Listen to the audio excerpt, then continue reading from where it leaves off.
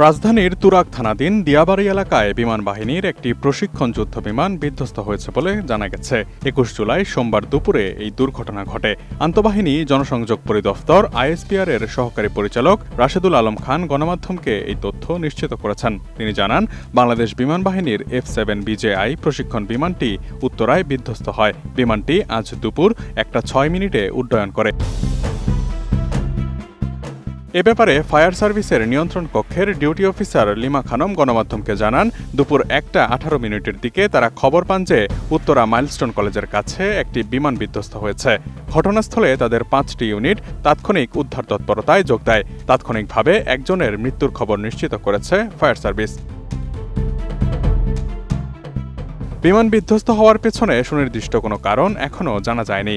Chengdu F-7 BJI বিমানটি চীনের তৈরি একটি লাইট ফাইটার জেট, যা মূলত বাংলাদেশের বিমান বাহিনীর প্রশিক্ষণের কাজেই ব্যবহৃত হয়। এর মূল নকশা 1960-এর দশকের MiG-21-এর উপর ভিত্তি করে তৈরি।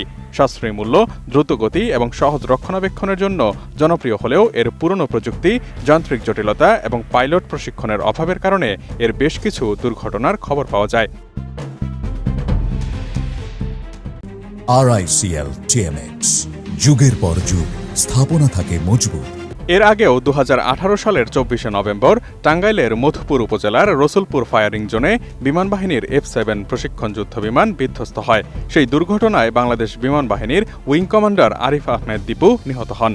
দুর্ঘটনার কবলে পড়া সেই F-7 বিমানটি ঢাকা বঙ্গবন্ধু বিমান ঘাঁটি থেকে উড্ডয়ন করে রসুলপুর ফায়ারিং রেঞ্জে পৌঁছে অপর একটি প্রশিক্ষণ বিমানের সঙ্গে মহড়ায় অংশ নেয়। রেঞ্জের লক্ষ্যস্থলে চতুর্থবার গোলাবর্ষণের পরপরই বিমানটি দুর্ঘটনার শিকার হয়।